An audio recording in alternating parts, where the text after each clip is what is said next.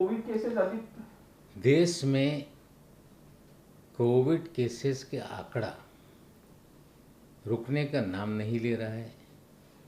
जिस तरह से राज्यों में टेस्टिंग हो रही है उसकी मात्रा कम है। खास करके उत्तर प्रदेश, बिहार में आरटीपीसीआर टेस्टिंग की क्षमता ही नहीं, एंटीजन से टेस्ट किया जा रहा है और जिसके कारण ये परिस्थिति बन रही है कि बहुत सारे पॉजिटिव केसेस वो डिटेक्ट नहीं हो पा रहे हैं और इस लड़ाई को लड़ने में टेस्टिंग की क्षमता न होना ये भी एक बड़ा कारण है।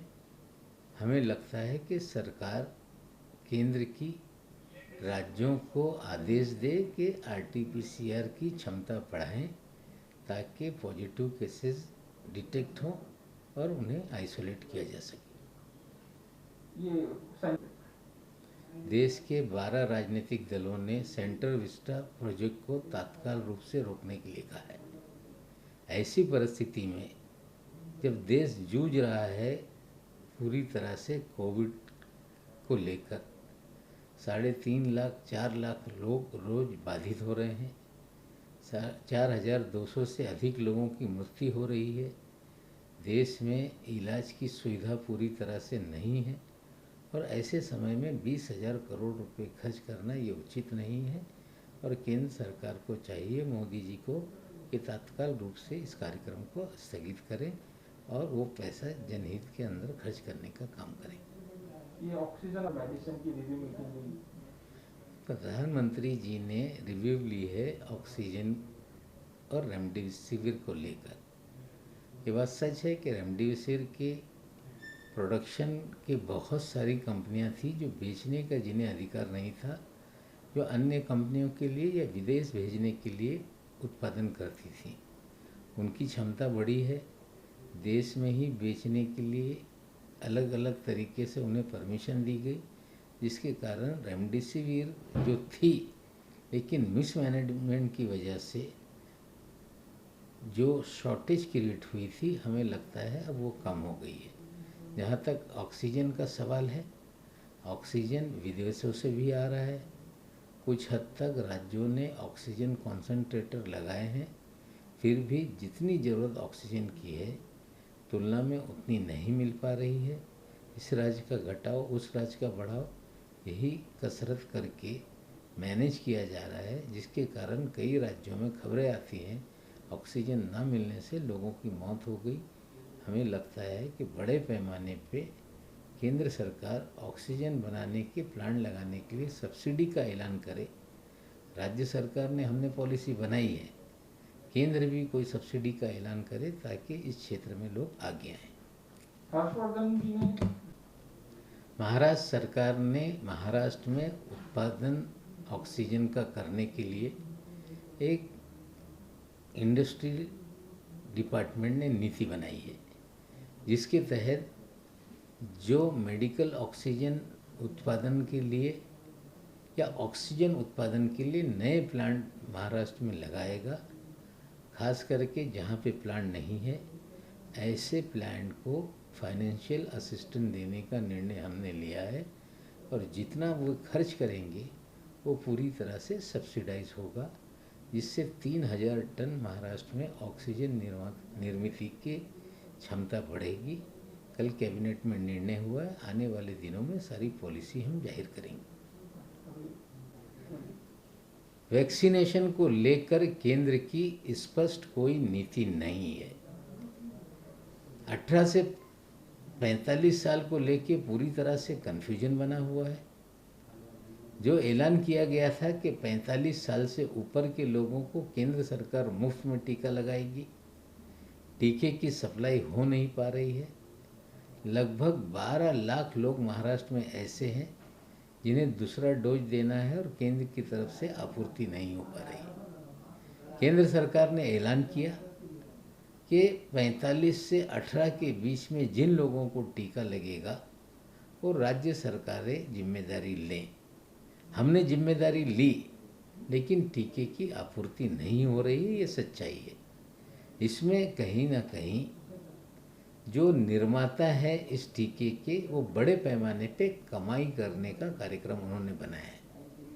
सरकारें मांगती है राज्य की, तो केंद्र सरकार ने निश्चित किया है कि हम तय करेंगे किसे कितना दिया जाए।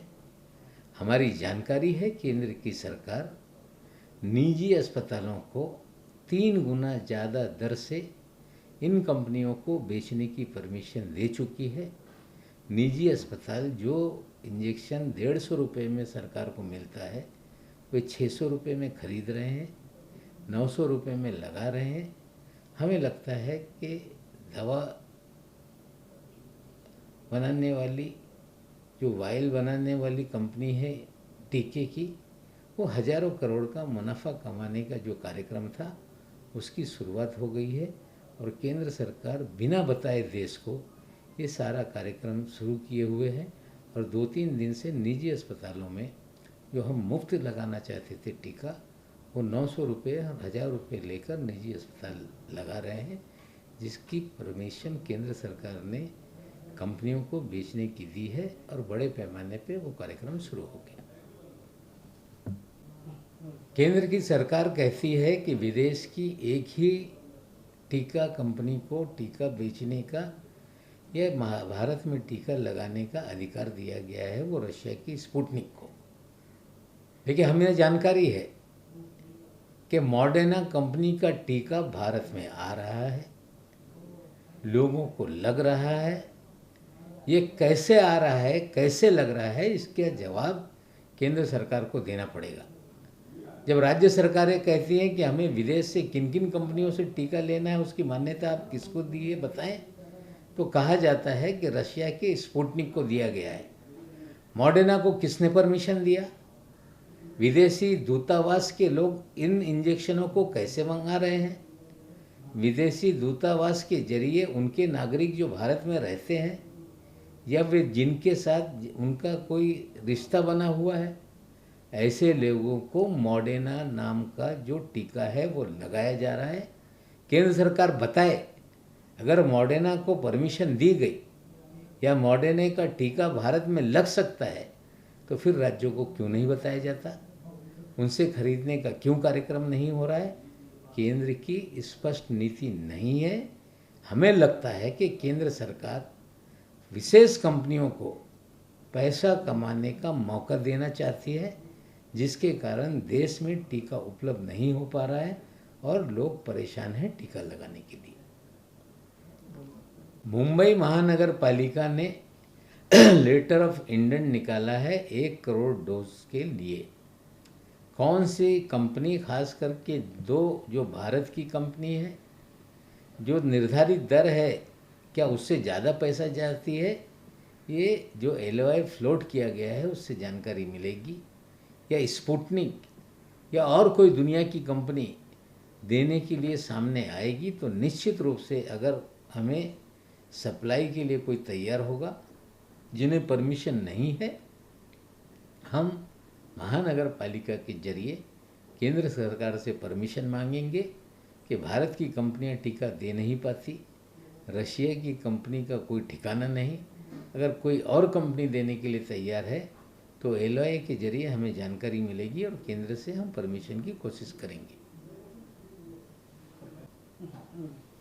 ये बात सच है कि भारत बायोटेक और सीरम इंस्टीट्यूट का जब टीका तैयार हुआ तो दुनिया में बेचने की परमिशन दी गई और सीरम इंस्टीट्यूट और भारत बायोटेक ने दुनिया में इसे बेचा। ये कहना मोदी सरकार का कि गलत खबरें हैं, उनके लाइसेंस के तहत दिया गया, हमें लगता है ये उचित नहीं। मोदी सरकार स्वयं ये दावा करती थी कि हमने कोविड से लड़ाई जीत ली है, कोविड पूरी तरह से देश में ख़त्म हो गया। नियोजन का अभाव था, कहीं जो परिस्थितियां थी उसे स्वीकारने के लिए सरकार तैयार नहीं थी, जिसके कारण ये परिस्थिति बनी और विदेश में बेचने की परमिशन दी। भारत में ज़रूरत थी जो पूरी नहीं हो पा रही है, फिर भी विदेश में बेचा गया, ये सच्चाई है। अब मोदी सरकार उससे मुकरे, ये ठीक नहीं।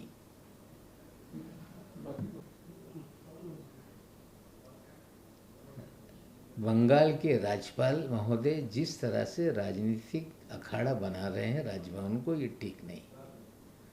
वो एसपी से लॉ एंड ऑर्डर के लेके रिपोर्ट मांग सकते हैं, लेकिन भारतीय जनता पार्टी के कार्यकर्ताओं को मिलने के लिए वो सीधे फील्ड में जाएंगे तो जो राज्यपाल का प्रोटोकॉल है उसे वो तोड़ने का काम कर रहे हैं। जिस तरह से कई दिनों से चुनाव से पहले, चुनाव के बाद राज्यपाल महोदय जी का आचरण ये राजनीतिक है, राजनीति से प्रेरित है। हमने पहले भी कहा था कि उनका मन अगर राजभवन में नहीं लगता है तो मोदी जी उन्हें हटाएं, चुनाव लड़ाएं, मंत्री बनाएं और राजनीति करने का उन्हें मौका दें, अवसर दें, हम मांग करते हैं।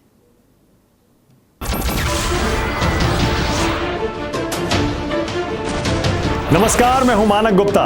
अगर आपको हमारा ये वीडियो पसंद आया हो तो इसे लाइक और शेयर जरूर करें, और हाँ, हमें सब्सक्राइब और फॉलो करना ना भूलें ताकि आप देश और दुनिया की कोई खबर मिस ना करें। तो जुड़े रहिए हमारे साथ और देखते रहिए न्यूज़ 24।